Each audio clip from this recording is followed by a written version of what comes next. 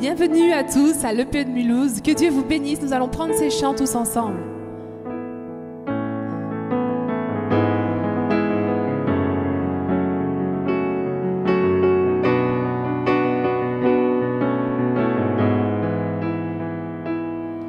Je viens t'offrir, Seigneur, ce que j'ai de meilleur. Je viens t'offrir ma vie. Oui, à toi Jésus-Christ. Et même si je suis fragile, même si c'est difficile, je chanterai gloire à l'Éternel. Je chanterai louange à son nom. Je chanterai Dieu, mon essentiel. Je chanterai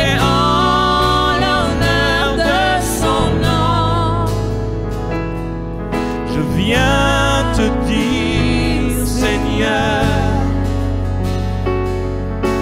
que tu es mon bonheur. Non, rien ne peut détruire notre bel avenir. Et même si je suis fragile, même si c'est difficile, je chanterai gloire à l'Éternel. Je chanterai louange à son nom. Je chanterai Dieu, mon essentiel. Je chanterai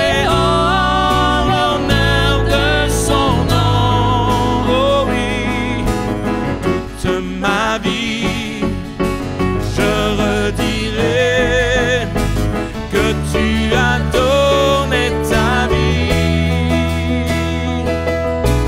Toute ma vie, je redirai que tu as payé le prix.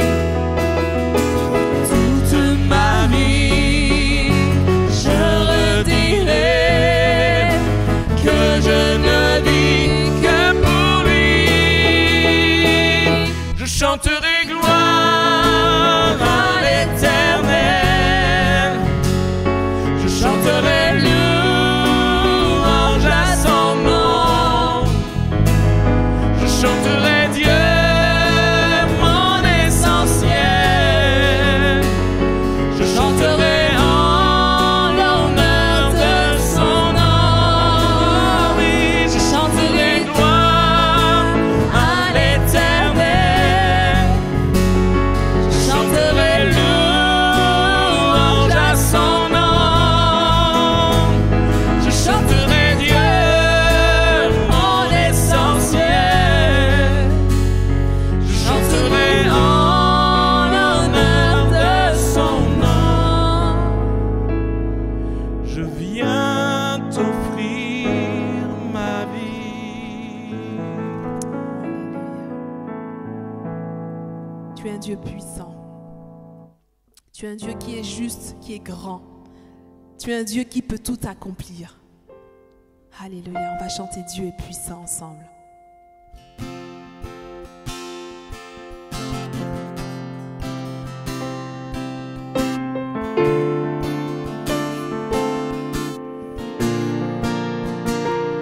Dieu est puissant, il est juste et grand, il peut tout accomplir, plus grand que nos pensées, plus grand que nos désirs. Il a fait de grandes choses, élevé, il a vaincu la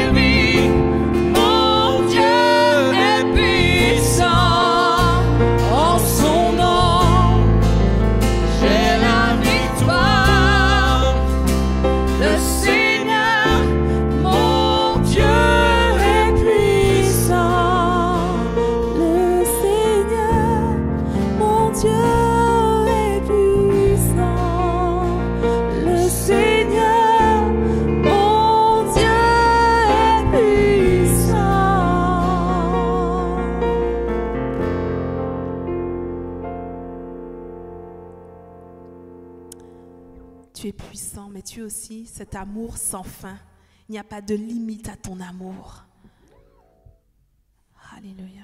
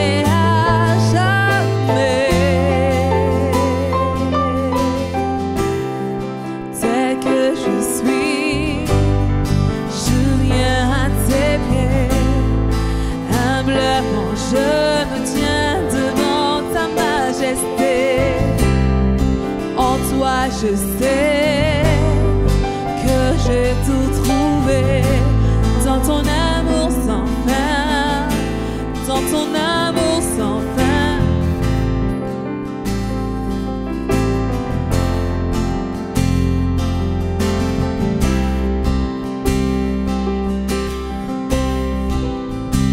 Délaissant mon orgueil, j'abandonne mes désirs, t'adorant, esprit en vérité. Au-delà de mes rêves, tout au-delà, Seigneur, je te cherche.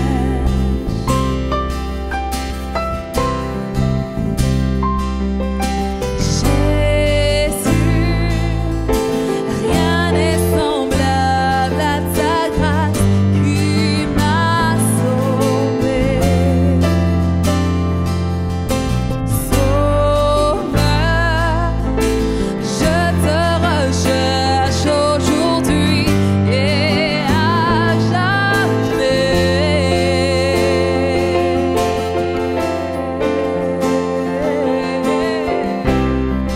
Tel que je suis, je viens à tes pieds. Humblement, je me tiens devant ta majesté. En toi, je sais que j'ai tout trouvé dans ton amour sans fin, dans ton amour sans fin. Tel que je suis, je viens à tes pieds.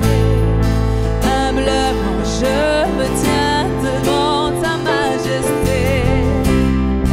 En toi, je sais que j'ai tout trouvé dans ton amour sans fin, dans ton amour sans fin.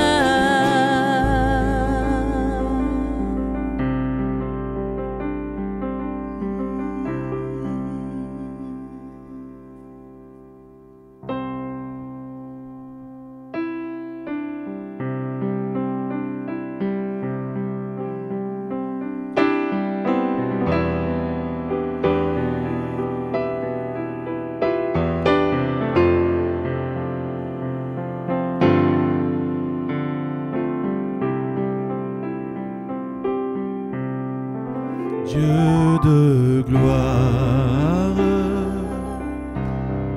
je t'adore. Ton nom s'élève en majesté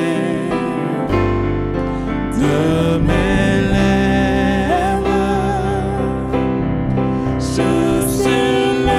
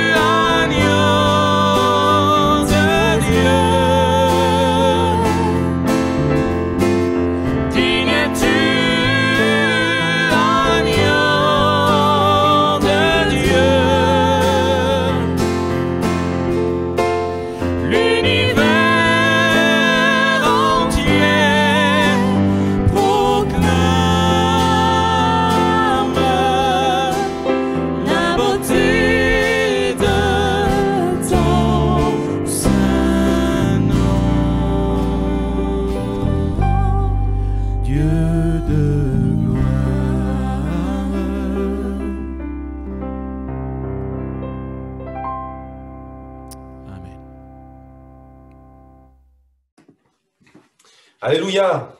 Merci Seigneur pour ces moments de chant, ces moments de louange où nous avons pu bénir, glorifier, louer le beau nom de Jésus.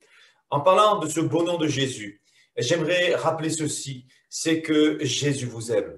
Vous êtes aimé de Dieu, vous êtes précieux aux yeux de Dieu. Et j'aimerais m'arrêter un instant ce matin sur cet amour de Dieu, sur l'amour de Dieu, aimé comme Jésus. Et j'aimerais m'arrêter un peu sur ce sujet, puisqu'il y a là un commandement nouveau que Jésus va donner à ses disciples. Aimez-vous les uns les autres comme je vous ai aimé. Et je vois ce texte apparaître dans l'Évangile selon Jean, au chapitre 15 et du verset 9 à 15, où il est écrit ceci. « Tout comme le Père m'a aimé, moi aussi je vous ai aimé. Demeurez dans mon amour. Si vous gardez mes commandements, vous demeurerez dans mon amour, de même que j'ai gardé les commandements de mon Père et que je demeure dans son amour. Je vous ai dit cela, afin que ma joie demeure en vous et que votre joie soit complète. Voici mon commandement. Aimez-vous les uns les autres comme je vous ai aimé. Il n'y a pas de plus grand amour que de donner votre vie pour vos amis. Vous êtes mes amis si vous faites ce que je vous commande. Je ne vous appelle plus serviteur parce que le serviteur ne sait pas ce que fait son Seigneur, mais je vous ai appelé ami parce que je vous ai fait connaître tout ce que j'ai appris de mon Père. Amen. J'aimerais m'arrêter aujourd'hui sur 4 points. Premièrement, l'amour de Dieu. Deuxièmement, l'amour de Dieu manifesté en Jésus. Troisièmement, l'amour et les commandements que Dieu nous donne, qui nous amènent à aimer Dieu selon un certain modèle. Et enfin, aimer comme Jésus nous a aimés. Nous sommes ici, dans ce chapitre 15, dans cet enseignement que Jésus va donner à ses disciples.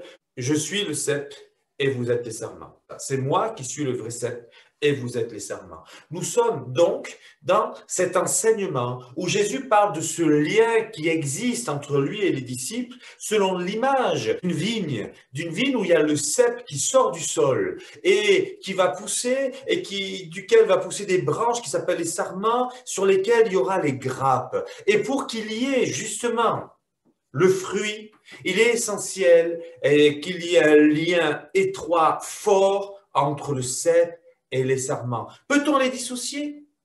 La vie est dans le cep. Je peux couper le sarment et le cep continuera à vivre. Mais je ne peux pas couper le cep et les sarments continueraient à vivre. C'est un bloc. Et j'ai besoin de ce socle, j'ai besoin de ce fondement. Et ce fondement, c'est Jésus. Et donc, dans ce passage que nous venons de lire, Jésus nous parle de l'amour, de s'aimer les uns les autres. Et il prend comme exemple l'amour qu'il a envers le Père et qu'il reçoit lui-même du Père. J'aimerais m'arrêter sur ce premier point de l'amour de Dieu. Est-ce que vous savez que Dieu vous aime? Qui pourra nous décrire cet amour? Qui pourra comprendre l'amour de Dieu? Dieu est amour. L'amour est en Dieu. L'amour fait partie de lui, ce n'est pas une apparence, c'est un état, c'est une essence, c'est quelque chose qu'il porte. Et il est même dit que les cieux des cieux ne peuvent contenir l'amour de Dieu. Qui sur terre pourra comprendre cet amour si grand, si majestueux, si beau que Dieu a eu pour toi et pour moi? Dieu t'aime. Et lorsque la Bible nous parle de cet amour, l'apôtre Paul décrira cet amour avec cette image de la hauteur, la profondeur, la largeur et la longueur de l'amour de Dieu. Qui pourra en comprendre les détails? Certains ont dit qu'il s'agissait là de la croix, cette image, puisqu'à la croix, l'amour de Dieu a été manifesté pour nous. Lorsque nous voyons qu'il est écrit qu'il n'y a pas de plus grand amour que de donner sa vie pour ses amis, Jésus a donné sa vie pour des pécheurs. Pour des pécheurs que nous sommes. Jésus a donné sa vie comme une rançon, afin de nous racheter de la mort qui planait sur nous, afin de nous sauver du péché qui nous séparait de Dieu. Jésus a donné sa vie afin que nous puissions être un avec lui, afin que nous puissions être complètement pardonnés. Quelqu'un a dit un jour, le plus grand événement de l'humanité n'a pas été que l'homme ait posé son pied sur la lune, mais bien plutôt que Dieu et poser son pied sur la terre. Qui pourra nous démontrer l'amour de Dieu? Quelqu'un un jour posait cette question. Or, Jésus est la manifestation de l'amour de Dieu pour vous et pour moi. Dieu a toujours voulu sauver les hommes. Dieu a toujours voulu une relation avec nous. Et à chaque fois que l'homme rompait l'alliance qu'il avait faite avec Dieu, Dieu, eh bien, permettait une issue de secours, une solution nouvelle, un moyen de salut nouveau, en créant une nouvelle alliance, jusqu'à faire l'alliance par excellence, l'alliance de la croix, où Jésus a donné sa vie pour toi et pour moi. Dieu nous a tant aimés qu'il a donné son Fils unique, afin que quiconque croit en lui ne meure pas, mais qu'il ait la vie éternelle. L'amour de Dieu est résumé dans ce seul verset de Jean 3,16. L'amour de Dieu manifesté en Jésus, et oui, c'est ce que je viens de dire, il en est l'incarnation. Il en est l'essence même. Jésus nous a montré cet amour. Jésus n'est pas venu dans le monde pour juger le monde, mais il est venu pour sauver le monde. Il y a là un objectif, il y a là un but. Lorsqu'on amène cette femme prise en flagrant délit d'adultère, c'est vrai que la Bible nous dit de lapider de telles personnes dans l'Ancien Testament. Or, Jésus, lui, nous dit, il se met à écrire sur le sol, et tous ceux qui étaient là, du plus vieux jusqu'au plus jeune, repris dans leur conscience, se sont mis à partir les uns après les autres, ils ont lâché leurs pierres. Qu'est-ce que Jésus a écrit? Nous ne le savons pas. Mais ce qui est sûr, c'est que Jésus a dit à cette personne, où sont ceux qui te condamnent? Elle répond, il n'y a personne. Et il lui dit, moi non plus, je ne te condamne pas, lève-toi, va, ne pêche plus. L'amour que Jésus nous montre est un amour qui ne condamne pas, mais un amour qui est une main tendue pour sauver les pécheurs. Et Dieu nous aime. Il a bien vu que la loi n'était pas suffisante pour nous sauver, alors il a voulu nous donner un moyen nouveau qui a été le moyen de la grâce. Et par la grâce de Dieu, vous et moi, nous pouvons connaître une vie nouvelle, un salut nouveau, une transformation intérieure complète. Il nous a changé de tout en tout. Demandez à un tigre d'enlever ses rayures, à un léopard d'enlever ses taches, il ne peut pas. Mais Jésus, lui, a enlevé nos hontes. Il a enlevé nos péchés. Il a enlevé nos culpabilités. Il a enlevé ce poids, ces fardeaux qui étaient sur nous à cause de nos erreurs, à cause de nos maux, à cause des choses qu'on a faites qui nous ont poursuivis jusqu'à présent, parfois même par rapport à des choses qu'on a subies. Jésus est venu pour ôter ces choses et réparer le cœur de l'homme, te réparer ce qui a été brisé en toi, il le répare, il le rétablit. Il est comme un bâtisseur qui vient bâtir en nous quelque chose de bon, quelque chose qui nous honore, quelque chose qui est tout à la gloire de Dieu. Jésus est la manifestation de l'amour de Dieu pour quiconque croit. Et bien sûr, il y a une condition, c'est la foi. Juste la foi. Il y avait autrefois un général qui avait la lèpre. Il s'appelait Naaman. C'était là quelque chose d'honteux, pourtant c'était un général excellent, il était fort, rien ne lui résistait. Mais il avait la lèpre. Et alors qu'ils avaient ramené d'Israël une petite fille, cette petite fille a dit à la femme de ce général, si le Seigneur allait voir le prophète Élisée, eh bien il reviendrait guéri.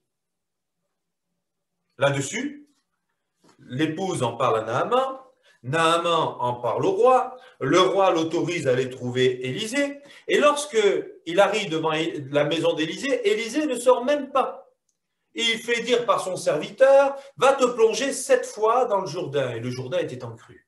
Si bien que le général a dit, mais n'y a-t-il pas des fleuves qui sont bien plus beaux dans mon pays?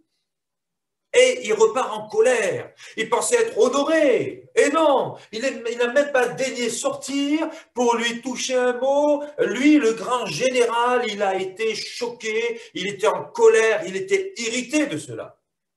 Et les soldats qui étaient avec lui se sont mis à lui dire, mon général, Et s'il t'avait demandé quelque chose de difficile, l'aurais-tu fait? Mais naturellement que je l'aurais fait.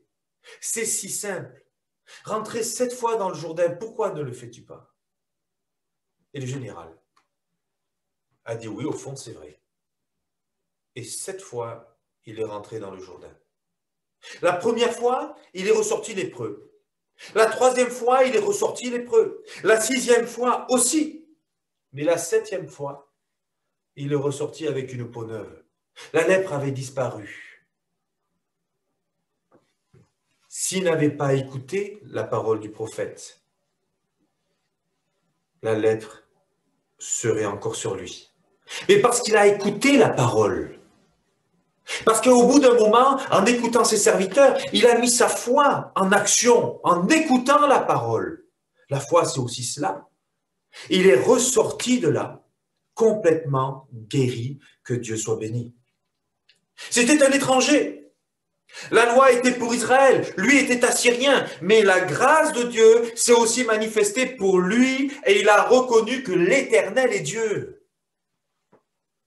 L'amour de Dieu, ce n'est pas quelque chose de candide, ce n'est pas de la naïveté. L'amour de Dieu, ce n'est pas, eh bien tout le monde il est beau, tout le monde il est gentil, on ira tous au paradis, ni le monde des bisounours. L'amour de Dieu, c'est voilà, toi, homme, femme, tu es perdu, tu es au milieu d'un océan, tu n'as pas de bouée, mais voilà, Dieu, dans sa grâce, t'a lancé une bouée pour te ramener dans le navire. Vas-tu saisir la bouée ou pas? L'amour de Dieu, c'est cela. Jésus est venu dans le monde pour te sauver, pour me sauver, parce qu'il a vu que nous étions perdus, condamnés, que l'enfer nous attendait, mais il n'a pas voulu cette issue ni pour toi ni pour moi, parce qu'il nous aime, il nous veut avec lui. Alors, au bout d'un moment, on comprend qu'à travers cet amour entre le Père et le Fils, le Fils aime le Père aime le Fils, et cet amour s'est déversé sur nous, mais cet amour, il va aussi nous influencer. Lorsque vous mangez un aliment, vous en sentez l'odeur et vous en avez les saveurs. Et votre corps en retient toutes les forces, toute l'énergie dont vous avez besoin. Cet amour entre le Père et le Fils va rejaillir sur nous et il va aussi nous influencer. Nous allons en sentir les odeurs, les saveurs et puis bien sûr, eh bien, ça va nous influencer dans notre esprit, dans notre vie de tous les jours. Pour l'aimer à lui, pour aimer Dieu, pour aimer Jésus. Oui, bien sûr, le Saint-Esprit, pour aimer sa parole. Oui, l'amour et les commandements, parce que il est question de commandements. Si vous gardez mes commandements, vous demeurerez dans mon amour. Si vous gardez, il est question de garder les commandements de Dieu, sa parole, sa volonté. Et la première volonté de Dieu, c'est l'amour. Et nous en avons ici le cas au verset 12, « Voici mon commandement, aimez-vous les uns les autres comme je vous ai aimé. » Mais bien aimé, il y a là un véritable défi, c'est que les chrétiens, c'est que les hommes et les femmes qui ont donné leur vie à Jésus puissent s'aimer. C'est s'aimer les uns les autres. Et je crois que cet amour dépasse même le cadre de l'Église, parce que Jésus aime tous les êtres humains. Que tu sois français, arabe, juif, américain, asiatique, africain, quelle que soit ton origine, quel que soit ton passé, Jésus t'aime. Mon commandement, eh bien, c'est que vous puissiez vous aimer les uns les autres comme je vous ai aimé. Combien la vie peut être éprouvante dans les relations humaines. Que ce soit au travail, que ce soit au voisinage, que ce soit dans la famille. Combien de divorces ont lieu chaque année en France? C'est quelque chose d'énorme. On parlait il y a quelque temps d'une personne sur 2 dans les grandes villes, dans les grandes métropoles. Les divorces qui peuvent être tellement cause de pauvreté. Cet amour que Jésus veut mettre en nous, ce n'est pas un amour qui détruit, parce que l'amour ne détruit pas, l'amour construit. C'est un amour qui construit. Dieu veut que nous construisions ensemble le royaume de Dieu. Et ce royaume ne peut se constituer ni se construire sans cet amour qui n'est pas le résultat, le fruit d'un humanisme quelconque, mais qui est le résultat et le fruit de sarments qui sont greffés sur le cep. Et donc, la sève fait venir en nous la vie de Dieu. La sève qui fait venir en nous l'Esprit de Dieu nous amène aussi les sentiments de Jésus, du Père, les sentiments de Dieu qui commencent par l'amour. L'amour, Dieu te le donne. Non pas un sentiment émotionnel passager, mais un sentiment permanent. Celui qui aime, il demeure dans le cep. Si je coupe le sarment, l'amour du sud, la sève ne passe plus dans le sarment meurt. Si nous voulons continuer à ce que Jésus vive en nous, il est essentiel de demeurer en lui, et en demeurant en lui, l'amour du Père, qui est en Jésus, il vient jusqu'à nous. Et ainsi, nous vivons les sentiments qui étaient en Jésus-Christ. Sentiments d'amour, sentiments d'humilité. Et Jésus, nous a montré combien il était facile pour lui d'accomplir les commandements du Père, d'accomplir la volonté du Père. Notre Père qui es aux cieux, que ta volonté soit faite. Jésus a accompli la volonté du Père. Alors même qu'il était à Gethsémane, il dira non pas ce que je veux, mais ce que tu veux, Seigneur. Jésus est la révélation de l'amour de Dieu pour toi et pour moi. Et quand on l'accepte, quand on croit en lui, cet amour vient jusqu'à nous et nous le vivons. Nous le vivons envers lui et donc, quatrièmement, nous le vivons aussi envers tous. Aimer comme Jésus nous a aimés. Est-ce si difficile que cela aujourd'hui ? Si tu as donné ton cœur à Jésus, c'est un défi permanent, c'est un défi de tous les jours. Dieu veut t'amener à aimer comme lui-même a aimé.